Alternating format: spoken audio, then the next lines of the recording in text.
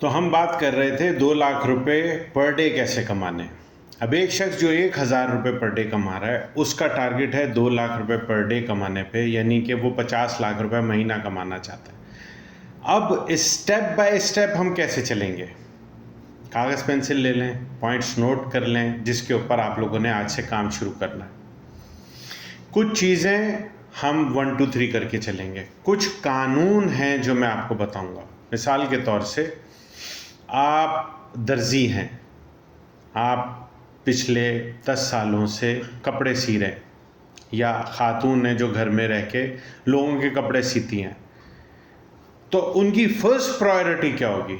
वो जो काम 10 साल से कर रहे हैं उन्होंने वो नहीं छोड़ना है। जिससे उनका किचन चल रहा है उन्होंने वो नहीं छोड़ना। जो लोग जॉब कर रहे हैं उन्होंने अपनी जॉब नहीं छोड़नी है। अब जो कुछ होगा ओवर टाइम में होगा। ज़िंदगी में हम जो हर रोज़ करते हैं, हम जब तक उसको बदलेंगे नहीं, जब तक हम उसमें कुछ चेंजेस नहीं लाएंगे अपने रवैये में, अपने रोज़ के करने के कामों में हम जब तक तब्दीली नहीं लाएंगे तो हमारी ज़िंदगी बदलेगी नहीं। अब करने वाले क्या काम है? अब आपके सामने मिसाल के तौर से एक रेफरेंस रख रहा हूँ, जो बात मैंने आपके सामने रखी कि वो काम नहीं बदलने। नंबर 2, अगर आपके पास 1 लाख रुपए और आपके 10,000 इन्वेस्ट हुए हुए हैं, आप कपड़े सीते हैं लोगों के, आपने 10,000 की एक मशीन ली हुई है, या जो भी एक मशीन आपके पास है 10 साल पहले आपने ली थी, सस्ती थी, आज शायद महंगी है, तो वो एक मशीन पे आपके इन्वेस्ट है। अब आपके पास 90,000 रुपये इकट्ठे हो गए, वो आपने स्टिचिंग में नहीं डालने। वो 90,000 रुपये से आप कोई और काम करेंगे। मिसाल है, आप स्टिचिंग करते हैं तो उससे अगला स्टेज क्या? खुद कपड़ा खरीदें, खुद जोड़ा तैयार करें, 10,000 रुपये के जोड़े टांग दें, तो आपका बुटीक शुरू हो गया।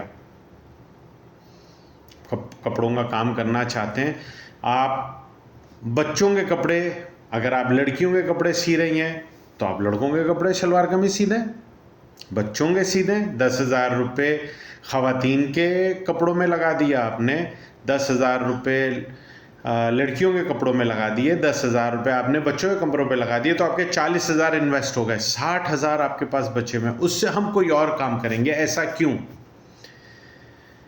10,000 रुपये लगा के आप स्टिचिंग करके अपना किचन चला रहे हैं, आपने 30,000 रुपये में 3 वैरायटियाँ बना के लटका दी। अगर कुछ भी सेल ना हुआ, उम्मीद तो मैंने बहुत की थी कि मैं ये कपड़े बहुत अच्छा लेके आया हूँ या लेके आई हूँ और मैंने स्टिच किया है, और ये मुझे 2,000 रुपये का पड़ा जोड़ा और मैंने 600 रुपये इस पर सिलाई लगाई और 400 रुपये का सामान लगा, तो 3,000 का मुझे पड़ा, मैंने इसको 5,000 का बेचना है। अब सोचने में तो 2,000 नफ़ा हो चुका है, मगर अगर पूरा महीना ना बिका फिर? तो इस वजह से वो जो काम जिससे मेरा किचन चल रहा था, वो जो जॉब मेरी जिससे किचन चल रही थी, उसको नहीं छोड़ना मैंने। एक हो गई बात। अब कुछ लोग हैं जो मिसाल के तौर से कॉस्मेटिक्स का काम कर रहे हैं। कॉस्मेटिक्स कहीं से होलसेल में लेते हैं और बल्क क्वांटिटी लेते हैं और उसको छोटी क्वांटिटीज़ में डाल के और उसको ऑनलाइन या ऑफलाइन या जिस तरह से भी बेचते हैं और एक प्रॉफिट करते हैं। अब अगर उनको भी ख्याल आता है कि मैं 6 साल से ये कॉस्मेटिक्स खरीद कर और क्वांटिटी में लेकर, या उसको जिस तरह से भी लेकर और आगे उसको स्मॉल पैक्स में बना के उसमें प्रॉफिट करके बेच रहा हूँ या बेच रही हूँ, और मुझे उस पर महीने का इतना पैसा बच जाता है कि मेरा किचन भी चलता है और सेविंग भी हो जाती है। अब मुझे किसी ने कहा तुम एक काम करो, बाहर से बच्चों के कपड़े इंपोर्ट करो और यहाँ पे उसमें ज़्यादा प्रॉफिट है। कभी भी याद रखना है, कभी भी वो चलता हुआ कारोबार नहीं बंद करना है। अगर आप उस कारोबार में हर रोज़ 3 घंटे दे रहे हैं, आपके पास 5 घंटे फारिग हैं, या आप उस कारोबार में हर रोज़ 5 घंटे दे रहे हैं और आपके पास 2 घंटे फारिग हैं, अब आपने अगर इम्पोर्टेड कपड़ों का काम शुरू करना है या किसी ब्रांड से कोई कपड़े ख़रीद के और अपने पास कपड़े तैयार करके बेचने हैं, या व्हाटएवर जो आपने करना है, जितनी इन्वेस्टमेंट आपने कॉस्मेटिक्स में की हुई थी वो पूरी वही रूटीन रहेगी। होना तो क्या चाहिए था कि अगर आपकी कॉस्मेटिक्स से आपको 1-1.5 लाख रुपया महीना बच रहा है, तो अब आपको ये सोचना है मैं 2 लाख रुपए रोज़ कैसे कमाऊँ। कॉस्मेटिक्स में अनगिनत आइटम्स हैं, अनगिनत आइटम्स हैं।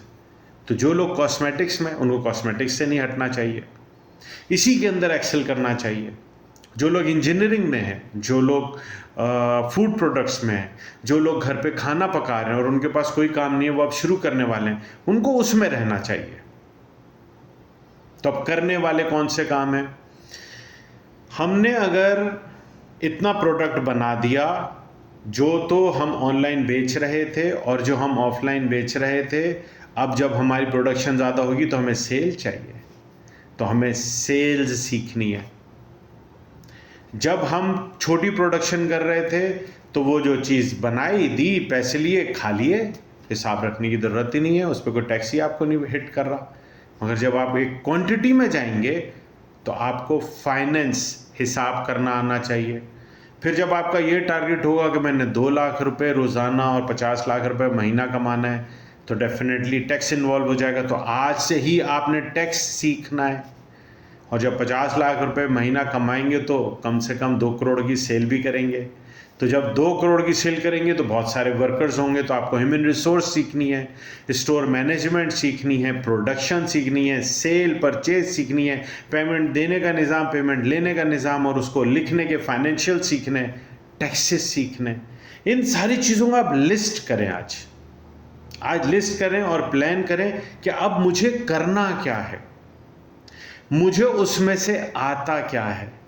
मैं अगर 1,000 रुपये रोज़ाना कमा रहा हूँ, मैं कितने दिन में ऐसा कौन सा काम मुझे आता है जो मैं करूँ तो मैं खुद गुमान करूँ, कैलकुलेट करूँ कि मैं इतने दिन में मैं यहाँ तक पहुँच जाऊँगा। जितना आपको गुमानो उससे 4 गुना ज़्यादा का अपने आप को टारगेट दें, ताकि अगर आप 1 घंटा ओवर टाइम करना चाह रहे हैं तो आप 4 घंटे ओवर टाइम करें।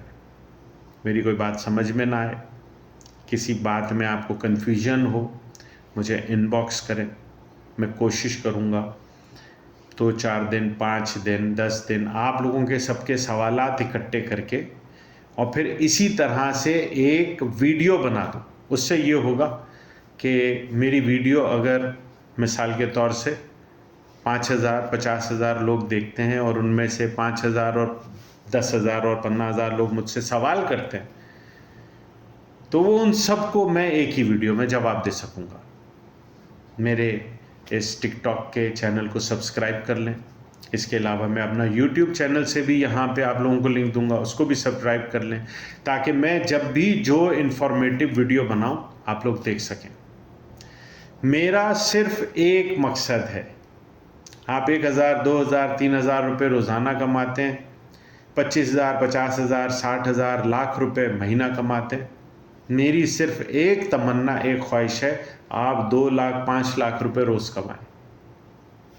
आप बदलेंगे, आप तरक्की करेंगे तो पाकिस्तान तरक्की करेगा। खुश रहें।